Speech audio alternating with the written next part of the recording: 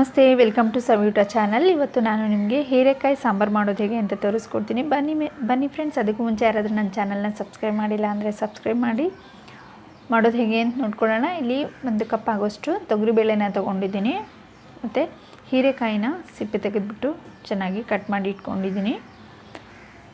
ಸಾಂಬಾರು ಮಾಡೋದಕ್ಕೆ ಬೇಕಾಗಿರೋ ಪದಾರ್ಥಗಳನ್ನ ನೋಡ್ಕೊಳ್ಳೋಣ. 3 ಸ್ಪೂನ್ ಆಗುವಷ್ಟು ಧನಿಯಾ, 1 ಸ್ಪೂನ್ ಆಗುವಷ್ಟು ಹೆಸರುಕಾಳು, ಕಡಲೆಬೇಳೆ, ಉದ್ದಿನಬೇಳೆ, ಹುಣಸೆಹಣ್ಣು, ಒಣಮೆಣಸಿನಕಾಯಿ, ಕೊತ್ತಂಬರಿ ಸೊಪ್ಪು, ಕರಿಬೇವು, ಚಕ್ಕೆ, 1/4 ಸ್ಪೂನ್ ಆಗುವಷ್ಟು ಮೆಂತ್ಯ, 1 ಸ್ಪೂನ್ ಆಗುವಷ್ಟು ಜೀರಿಗೆ, ಅರ್ಧ ಸ್ಪೂನ್ ಆಗುವಷ್ಟು ಸಾಸಿವೆ, 1 ಸ್ಪೂನ್ ಆಗುವಷ್ಟು ಕಡಲೆ. ಇಲ್ಲಿ ಅರ್ಧ ಕಪ್ ಆಗುವಷ್ಟು ತೆಂಗಿನಕಾಯಿನ ತೊಗೊಂಡಿದ್ದೀನಿ, ಹಸಿ ತೆಂಗಿನಕಾಯಿನ, 2 ಟೊಮೆಟೊ, 1 ಈರುಳ್ಳಿ, ಬೆಳ್ಳುಳ್ಳಿ, ಕರಿಬೇವು. ಮಾಡೋದು ಹೇಗೆ ಅಂತ ನೋಡೋಣ ಬನ್ನಿ. ಇವಾಗ ತೊಗರಿಬೇಳೆನ ತೊಳೆದ್ಬಿಟ್ಟು ನೀರು ಹಾಕಿ ಇಟ್ಟಿದ್ದೀನಿ. ಇವಾಗ ಇಲ್ಲಿ ಇದಕ್ಕೆ ಸ್ವಲ್ಪ ಹಳದಿ ಪೌಡ್ರನ್ನ ಹಾಕ್ಕೊಳ್ಳೋಣ ಮತ್ತು ಸ್ವಲ್ಪ ಎಣ್ಣೆನ ಹಾಕ್ಕೊಳ್ಳೋಣ. ಹಳದಿ ಮತ್ತು ಎಣ್ಣೆನ ಹಾಕ್ಕೊಳ್ಳೋದ್ರಿಂದ ಬೇಳೆ ಬೇಗನೆ ಬೇಯುತ್ತೆ. ಈ ಪಾತ್ರೆಯಲ್ಲಿ ನಾವು ಇವಾಗ ಎಲ್ಲ ಹಾಕಿ ಇಡೋಣ. ಇವಾಗ ಹಳದಿ ಹಾಕಿಟ್ಟಿದ್ದೀನಿ. ಸ್ವಲ್ಪ ಇವಾಗ ಎಣ್ಣೆನ ಹಾಕ್ಕೊಳ್ಳೋಣ. ಸ್ವಲ್ಪ ಎಣ್ಣೆ ಸಾಕಾಗುತ್ತೆ. ಇದು 1/4 ಭಾಗದಷ್ಟು ಬೇಳೆ ಬೇಯಬೇಕು. ಅಲ್ಲಿವರೆಗೂ ಈ ಥರ ಬೇಯಿಸ್ಕೊಳ್ಳೋಣ.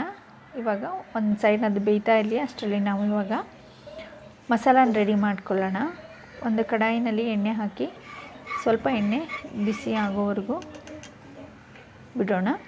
ಇವಾಗ ಫಸ್ಟ್ ಇಲ್ಲಿ ಕಡಲೆಬೇಳೆ ಮತ್ತು ಉದ್ದಿನಬೇಳೆನ ಹಾಕ್ಕೊಳ್ಳೋಣ. ಯಾಕಂದರೆ ಕಡಲೆಬೇಳೆ ಉದ್ದಿನಬೇಳೆ ಸ್ವಲ್ಪ ಗಟ್ಟಿಯಾಗಿರೋದ್ರಿಂದ ಫಸ್ಟ್ ಅದನ್ನೇ ಹಾಕ್ಕೊಳ್ಳೋಣ. ಆಮೇಲೆ ಇಲ್ಲಿ ಮೆಂತ್ಯ ಹಾಕ್ಕೊಳ್ಳೋಣ. ಮೆಂತ್ಯ ಜೊತೆ ಸ್ವಲ್ಪ ಹೆಸರು ಕಾಳು, ಕಡಲೆ, ಚಕ್ಕೆ ಇಷ್ಟನ್ನು ಹಾಕ್ಕೊಂಬಿಟ್ಟು ಒಂದು ಸಾರಿ ಫ್ರೈ ಮಾಡೋಣ. ಸ್ವಲ್ಪ ಗಟ್ಟಿಯಾಗಿರೋದ್ರಿಂದ ಮೊದಲೇ ಇದನ್ನು ಹಾಕ್ಕೊಂಡು ಒಂದು ಸ್ವಲ್ಪ ಹೊತ್ತು ಫ್ರೈ ಮಾಡ್ಕೊಳ್ಳೋಣ. ಸ್ವಲ್ಪ ಕಲರ್ ಚೇಂಜ್ ಆದ ನಂತರ ಇದಕ್ಕೆ ಉಳಿದ ಮಸಾಲೆನ ಹಾಕ್ಕೊಳ್ತಾ ಹೋಗೋಣ. ತುಂಬಾ ಚೆನ್ನಾಗಿರುತ್ತೆ ಫ್ರೆಂಡ್ಸ್. ಇದು ಖಂಡಿತವಾಗಿ ನೀವು ಒಂದು ಸಾರಿ ಟ್ರೈ ಮಾಡಿ, ಚೆನ್ನಾಗಿ ಬರುತ್ತೆ.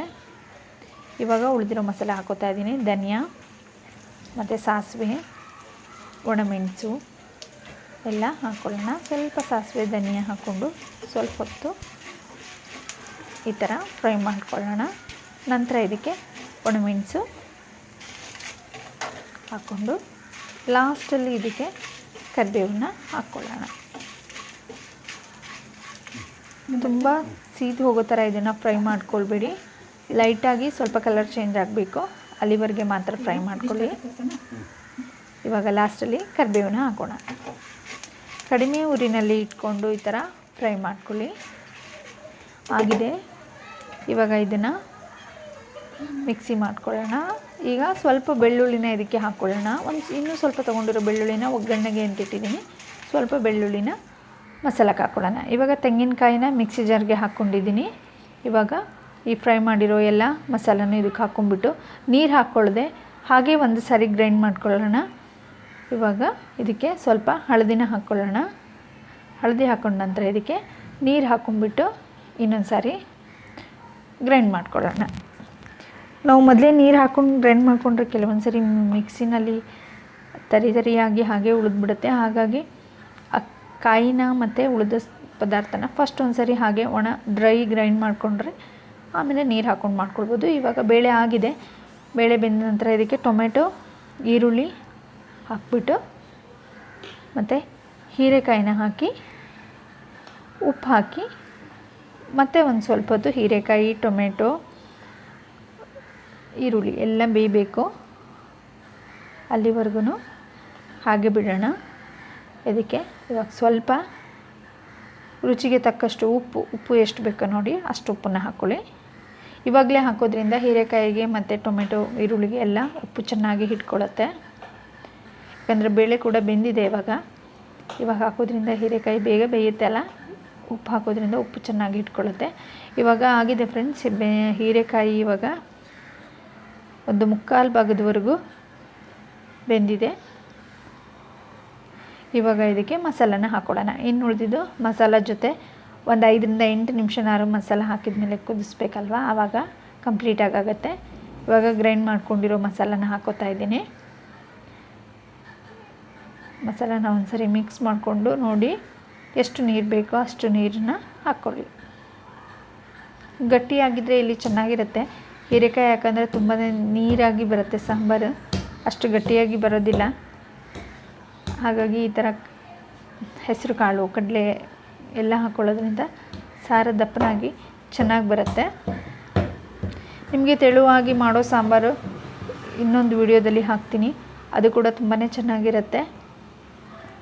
ಕೆಲವರು ದಪ್ಪನಾಗಿರೋದು ಇಷ್ಟಪಡ್ತಾರೆ, ಕೆಲವರು ತೆಳು ಸಾರನ್ನು ಇಷ್ಟಪಡ್ತಾರೆ. ಇಲ್ಲಿ ನಾನು ಹುಣಸೆ ರಸನ ಹಾಕೋತಾ ಇದ್ದೀನಿ.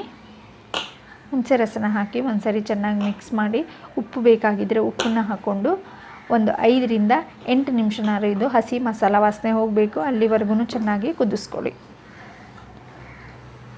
ಇವಾಗ ಚೆನ್ನಾಗಿ ಕುದ್ದಿದೆ ನೋಡಿ ಫ್ರೆಂಡ್ಸ್, ಎಷ್ಟು ಹದವಾಗಿ ಬಂದಿದೆ ಅಂಥೇಳಿ. ತುಂಬಾ ಚೆನ್ನಾಗಿರುತ್ತೆ, ಖಂಡಿತವಾಗಿ ಒಂದು ಸರಿ ಟ್ರೈ ಮಾಡಿ. ಇವಾಗ ಇಲ್ಲಿ ಇದಕ್ಕೆ ಒಗ್ಗರಣೆಗೆ ರೆಡಿ ಮಾಡ್ಕೊಳ್ಳೋಣ. ಒಗ್ಗರಣೆಗೆ ಒಂದು ಚಿಕ್ಕ ಕಡಾಯಿನಲ್ಲಿ ಎಣ್ಣೆ ಬಿಸಿಗಿಟ್ಕೊಂಡಿದ್ದೀನಿ. ಸ್ವಲ್ಪ ಎಣ್ಣೆ ಬಿಸಿ ಆದ ನಂತರ ಅದಕ್ಕೆ ಸಾಸಿವೆ, ಒಣಮೆಣಸು, ಜಜ್ಜಿರೋ ಬೆಳ್ಳುಳ್ಳಿ ಮತ್ತು ಕರಿಬೇವು ಇಷ್ಟನ್ನು ಹಾಕ್ಕೊಳ್ಳೋಣ. ಬೆಳ್ಳುಳ್ಳಿ ಸ್ವಲ್ಪ ಕಲರ್ ಚೇಂಜ್ ಆಗಬೇಕು, ಅಲ್ಲಿವರೆಗೂ ಈ ಥರ ಫ್ರೈ ಮಾಡ್ಕೊಳ್ಳಿ. ಇಂಗನ್ನು ಹಾಕ್ಕೊಳ್ತಾ ಇದ್ದೀನಿ ಸ್ವಲ್ಪ. ಸಾಸಿವೆ, ಬೆಳ್ಳುಳ್ಳಿ, ಕರಿಬೇವು, ಒಣಮೆಣಸು, ಇಂಗು ಇಷ್ಟನ್ನು ಹಾಕ್ಬಿಟ್ಟು ಒಗ್ಗರಣೆ ಮಾಡ್ತಾಯಿದ್ದೀನಿ. ಲಾಸ್ಟಲ್ಲಿ ಇದಕ್ಕೆ ಸ್ವಲ್ಪ ಕೊತ್ತಂಬರಿ ಸೊಪ್ಪನ್ನು ಹಾಕ್ಕೊಳ್ಳೋಣ. ಫ್ರೆಂಡ್ಸ್, ಇದು ದೋಸೆ ಜೊತೆ, ರೈಸ್ ಜೊತೆ, ಇಡ್ಲಿ ಜೊತೆ ತುಂಬಾ ಚೆನ್ನಾಗಿರುತ್ತೆ. ಖಂಡಿತವಾಗಿ ಒಂದು ಸರಿ ಟ್ರೈ ಮಾಡಿ, ಮತ್ತು ಹೇಗೆ ಬಂದಿತ್ತು ಅಂತ ಕಮೆಂಟ್ ಬಾಕ್ಸ್ನಲ್ಲಿ ಕಮೆಂಟ್ ಹಾಕಿ. ಹಾಗೆ ನನ್ನ ಎಲ್ಲ ವೀಡಿಯೋಗಳನ್ನ ನೋಡೋದನ್ನು ಮರಿಬೇಡಿ. ಇದುವರೆಗೂ ವಿಡಿಯೋ ನೋಡಿ